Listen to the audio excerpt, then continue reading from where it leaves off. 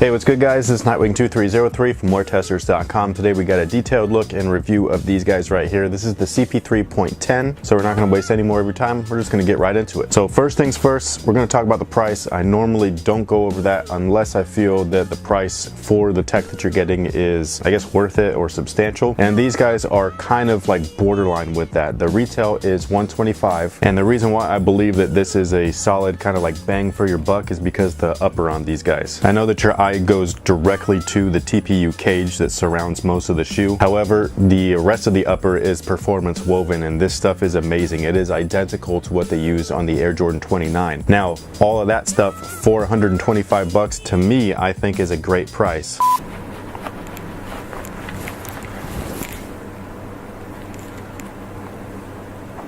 Hello?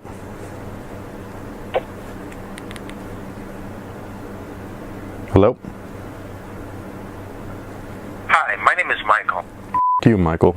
Now, something that I was kind of worried about was the actual wrap that is around the shoe. It's TPU, and it could have gone either way. It could have been a hard TPU like a plastic shell, or it could have been rubbery. This stuff right here is rubbery. It feels awesome. It feels very similar to the Curum upper that they used on the Ultrafly. And speaking of the Ultrafly, these guys have the same exact cushion setup as those, as well as the CP3.9. Most of you guys already know, if you follow my reviews, I'm not a fan of this cushion setup. I do love Zoom Air, don't get me wrong, but for whatever reason, this stuff just doesn't work for me. It's articulated, which is great because articulation means that it's going to be more flexible, which is awesome. However, it's very thin, and because each chamber is so small, what I mean by chamber is kind of like the size of each individual Zoom bag, basically. They're about the size of a dime, and that's just not enough Zoom for me. And then on top of that, they bottom load it so that you get the greatest amount of court feel. So if you're into court feel, this is going to be a great option for you. Me personally, I like a little bit more cushion. My knees kind of need it right now. So this setup is probably not going to work for me. And then there's no cushion in the heel, which is unfortunate, even though they do have this pressure mapped looking kind of like graphic on the outsole, which leads you to believe that there is something there, but I don't think anything's there. So what I'm assuming is that that is kind of like the story that they're telling, is this is kind of Chris Paul's footprint on his own shoe. The traction looks interesting.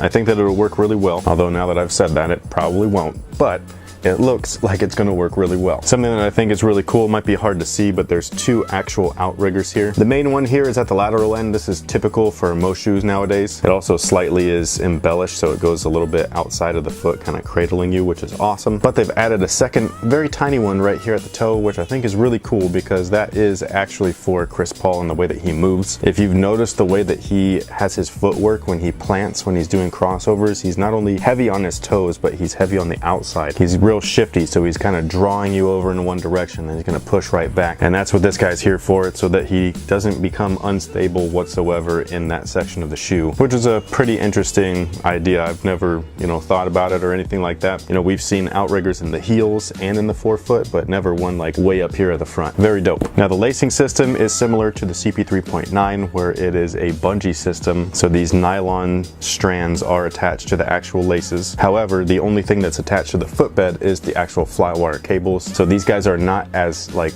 numbingly tight as they were last year. So that pretty much takes care of everything. You got a solid outsole on these guys with an interesting traction pattern. There are translucent rubber options. You guys know how I feel about that. Sometimes it's a hit or miss, so I'd prefer just to go solid rubber just in case. You got that Phylon midsole with a 4-foot bottom loaded articulated zoom, a freaking awesome performance woven upper, and it's a low top. I mean, this is my setup right here along the upper. I just really wish that cushion was better. And then you got that TPU kind of like Curum like roll cage basically that wraps around the entire shoe, which I think is an interesting feature. I think visually it looks better in person than it does in pictures. It's not so out there, although like from far away, like this is probably pretty like way in your face because of the giant Jordan logo, but in hand it's not that bad, although I would definitely not, I'd rather not have that there, but I didn't design them, so I'm gonna just leave it as is, although I don't have a choice because I don't know how to customize shoes. So let me know what you guys think about these guys. Are you interested in the shoe? Stay tuned for an upcoming performance review, and until next time guys,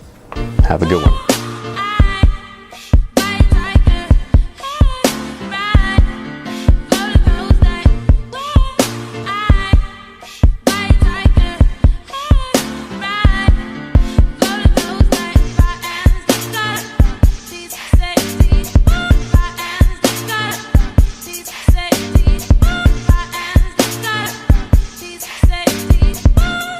Ha!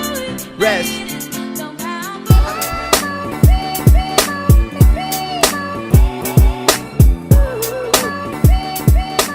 What's going on, guys? It's Darren from WearChoices.com, and Nike gives their auto lacing sneaker the Hyper Adapt 1.0 an official release date, but with a caveat. Starting on November 28th, the self-lacing sneaker from Nike that is definitely marked. Surprisingly, again, just because there's only 3 straps for however many laces a shoe normally has, anywhere between like, 4 to 9 or whatever. Now, most of the lockdown's actually coming from these 2 straps here. This one right here is not really a lockdown strap. What it actually does is when you tighten it up right here, it prevents the foot from rolling over this section of the shoe. It's just kind of containing